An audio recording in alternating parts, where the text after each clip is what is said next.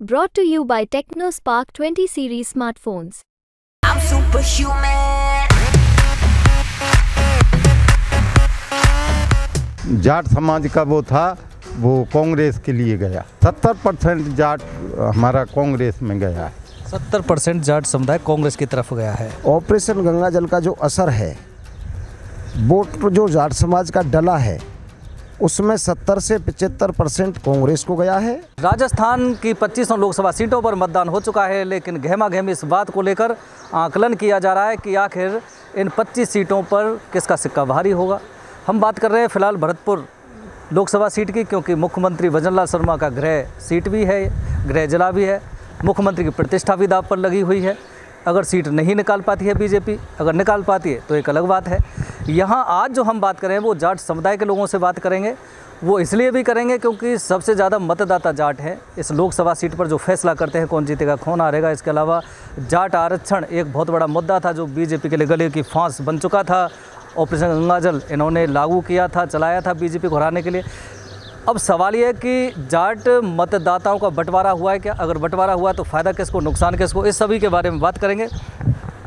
सबसे पहले यहाँ जाट समाज के एक बुज़ुर्ग हैं काका जी, क्या लगता है भरतपुर लोकसभा सीट को लेकर जाट समुदाय का रुख कहाँ रहा, किसको जिता रहे हैं? जाट समुदाय, ये छोड़ दो, आप तो आराम से बोलो। जाट समुदाय का भाव इसलिए रहा क्योंकि आरक्षण से वंचित रखा हम लोगों के लिए। इसलिए हमारा जो जाट समाज का वो था, वो कांग्रेस के लिए गया। बीजेपी को हरा रहे हो मतलब आप? बिल्कुल हरा रहे हैं। आपको लगता है जाट वोटर्स का बंटवारा भी तो हुआ कि सारे जाट एक ही तरफ गए हैं कांग्रेस? नहीं, बंटवारा भी हुआ है, ऐसी बात नहीं है, लेकिन 70% जाट हमारा कांग्रेस में गया है। 70% जाट समुदाय कांग्रेस की तरफ गया है। नेताजी, क्या लगता है जाटों का बंटवारा हुआ है? अगर हुआ है तो किसको फ़ायदा, किसको नुकसान? देखिए, जो ऑपरेशन गंगा जल था, भरतपुर धौलपुर के जाटों के आरक्षण का मुद्दा बहुत प्रतीक्षित मांग थी, युवाओं के भविष्य की लड़ाई थी। ऑपरेशन गंगा जल का जो असर है, वोट जो जाट समाज का डला है, उसमें 70 से 75% कांग्रेस को गया है। बाकी जो कांग्रेस की तरफ नहीं जा सकते थे, वो गंगा जल की वजह से वोट डालने ही नहीं गए, इसलिए जाटों का मतदान भी कम रहा है। और सीधे तौर पर यहाँ से जाट समाज का ज़्यादातर जो रुझान रहा है कांग्रेस की तरफ रहा है, और कांग्रेस निश्चित तौर पर विजयी होगी। ये सत्य की लड़ाई समाज ने लड़ी है, बच्चों के भविष्य की लड़ाई लड़ी है। मतलब जाट या तो मतदान करने नहीं गए, और मतदान करने गए तो कांग्रेस को ज़्यादातर गए, इस तरह का कहना है। क्या लगता है साहब आपको, क्या रिजल्ट होने वाला है? कौन का पड़ला भारी, कौन का हल्का?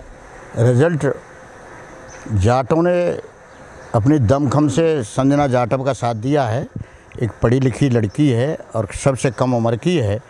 और जाटवों का तो बीच में कुछ मामला हिल गया था, बाकी शुरू से ही चोली दामन का साथ है। और वोटिंग में भी मेजॉरिटी में जाटव के साथ रहा है। और अब की बार तो बहुत अच्छे तरीके से हिंदुस्तान का रिकॉर्ड तोड़ेगी। राजस्थान में तो बहुत कम बात है, क्योंकि क्वालिटी भी है। और उसने खुले में चैलेंज भी किया है कि मैं सबसे पहले जाट आरक्षण के लिए अपना संघर्ष जारी रखूंगी और अपने लोकसभा में भी जाटों के लिए अपना सबसे पहले अपना पक्ष प्रस्तुत करूंगी। तो इसलिए अब कि संजना जाटव बहुत अच्छे तरीके से जीत रही है, और वो हमारा सहयोग रहा है, और जोरदारी से सहयोग रहा है। जाटों का आप थोड़ा आकलन करके बता दें कि कितना % जाट कहाँ गया है, क्योंकि बंटवारा तो होता ही है किसी भी जाति। देखो, जो तन मन धन से जाट था, वोट उसी ने दिए जिसके मन में नहीं थी। जो वैसे ही ढुलमुल राजनीति वाले 20% जाट इधर उधर गया है, वो गया ही नहीं। बाकी जो वोटिंग की है वो कांग्रेस के लिए हित में की है। यूँ तो गांव में मोड़ा और ज्वार में भोड़ा कभी रुकते नहीं है, ये तो चलता रहता है। बाकी संजना जाटव को मेजॉरिटी के साथ 80% जाटों ने वोट दी है, और उन्हीं के बलबूते वो चुनाव जीतेगी।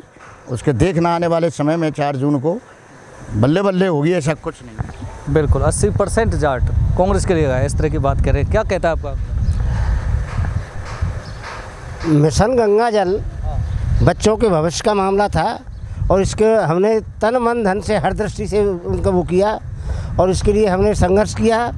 और 70% जो जाट है जो कांग्रेस के साथ में है, और एक उत्साह था संजना जाटव को जिताने के लिए, उन्होंने अपने आप पूर्ण किया है। और 70% जाट देने के बाद संजना जाटव चुनाव जीतेगी, 100% जीतेगी। आपको लगता है कि जाट समुदाय का जो समर्थन था कांग्रेस को, जिस तरह से कह रहे हैं, तो कांग्रेस को गंगा पार करा देंगे या फिर बीजेपी ही भारी पड़ जाएगी? ऐसा है, बीजेपी आती अच्छे बहुमत से आती। 2 बार से जो भी नेता यहाँ के हैं जो चुन के जाते हैं वो यहाँ पर आके दोबारा कोई काम नहीं करते। ऐसे ही पहले चुनाव में हुआ, दूसरे में हुआ, तीसरे में भी उनको तो सिर्फ टिकट की पड़ती है कि टिकट मिल जाना चाहिए, हम तो मोदी के नाम से अपने आप जीत जाएंगे।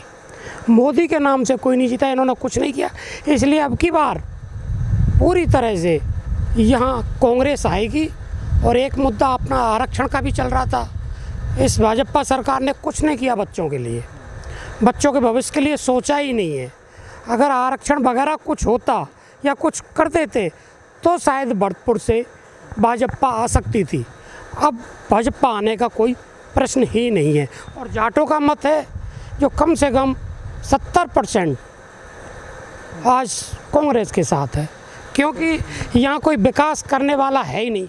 2 बार जो भाजपा में चुने गए हैं बस चुन के बैठ जाते हैं।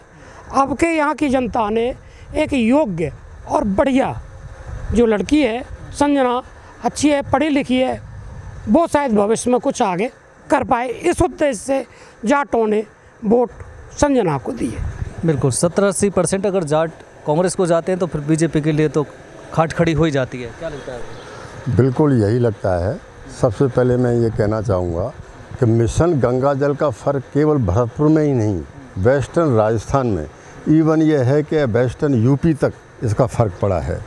और जाटों को एक करने के लिए, मानो पहलवान की लड़कियों का कांड हो या किसानों की समस्या 750 मारे गए, उसके बाद ये मिशन गंगा जल का फ़र्क पड़ा है, निश्चित रूप से फ़र्क पड़ा है जाटों में। और भरतपुर की सीट तो मैं यहाँ तक कहता हूँ दावे के साथ 1.5 से 2 लाख से निश्चित रूप से संजना जाटव जीतेगी। और 70-75% वोट अपने संजना जाटव के पक्ष में हुआ है। देखते हैं जाट समाज का यूथ क्या कहता है। भाई, यूथ क्या सोचता है चुनाव को लेकर? यूथ ने बताया है कि जैसे कि अब जो नौकरी है वो 4 साल ही कर दी गई है। 4 साल में लोग अग्निवीर योजना चलाई मोदी सरकार ने, उसमें 4 साल में बच्चे कर क्या लेगा? इतनी मेहनत करता है, मेहनत करने के बाद अगर बच्चा 4 साल बाद नौकरी करता है, नौकरी करने के बाद बच्चा शहीद हो जाता है तो उसको शहीद का दर्जा नहीं दिया जाता है। इससे पहले वो शहीद हो तो सभी को शहीद का दर्जा दिया जाता था। वो किसी माँ बाप का बेटा नहीं था क्या? जो 4 साल लगने के बाद शहीद हो जाता है वो किसी माँ बाप का बेटा नहीं है, उसी को शहीद का दर्जा नहीं आता। हमें किसी ना भाजपा से मतलब है ना कांग्रेस से मतलब है। हमारे लिए जो हमारे लिए साथ खड़ा होगा, युवा पीढ़ी के साथ खड़ा होगा, हमें उससे मतलब है। जो हमारे लिए करेगा हम उसके लिए करेंगे। आज के जो युवा है भरतपुर, जितना भी 80% युवा ने कांग्रेस को वोट दिया है। बिल्कुल, बात खत्म। मैं एक चीज़ और जानना चाह रहा हूँ काका जी, आपसे पूछूंगा। एक भरतपुर में तो चलो मान लेते हैं जाट समुदाय की नाराज़गी आरक्षण को लेकर है, लेकिन पूरे राजस्थान में और उत्तर भारत में, पंजाब हरियाणा हो, उत्तर पश्चिम उत्तर प्रदेश हो, राजस्थान हो, इस बार के चुनाव में जाट, ये कहा जा रहा है कि जाट समुदाय पूरा ही खिलाफ है बीजेपी के। ये क्या लफड़ा है? देखिए, सत्य है क्या ये भारतीय जनता पार्टी ने जाट समाज की जो लीडरशिप है उसको भी ख़त्म करने का काम किया है। सतीश पूनिया यहाँ 4 साल अध्यक्ष रहे, उन्होंने जितना वर्क किया और समय आया उनको हटा दिया गया। राहुल कस्बा एक स्थापित नेता, उसका टिकट काट दिया गया। हरियाणा में जाट समाज के खिलाफ 35+1 का नारा कर दिया गया। इसी तरह उत्तर प्रदेश में किसानों के साथ जो हुआ, पहलवान बेटियों के साथ जो अन्याय हुआ, निश्चित तौर पर मैं आपको बताना चाहता हूँ, जाट समाज को भारतीय जनता पार्टी द्वारा व्यक्तिगत रूप से टारगेट किया गया है। इसलिए जाटों में ये आक्रोश, सारे ही मुद्दे संगठित हो गए। लेके भरतपुर से जो गंगा जल की आवाज़ उठी थी वो पूरे हिंदुस्तान के जाटों में पहुंच गई। भरतपुर महाराजा सूरजमल का बनाया हुआ गढ़ है और यहाँ से जो कोई आवाज़ उठती है तो निश्चित तौर पर देश का जाट उस बात का सम्मान करता है। और ये चुनाव जाटों ने अपनी अस्मिता पर लिया। जाट समाज ने एकजुट होकर भारतीय जनता पार्टी को सबक सिखाया है।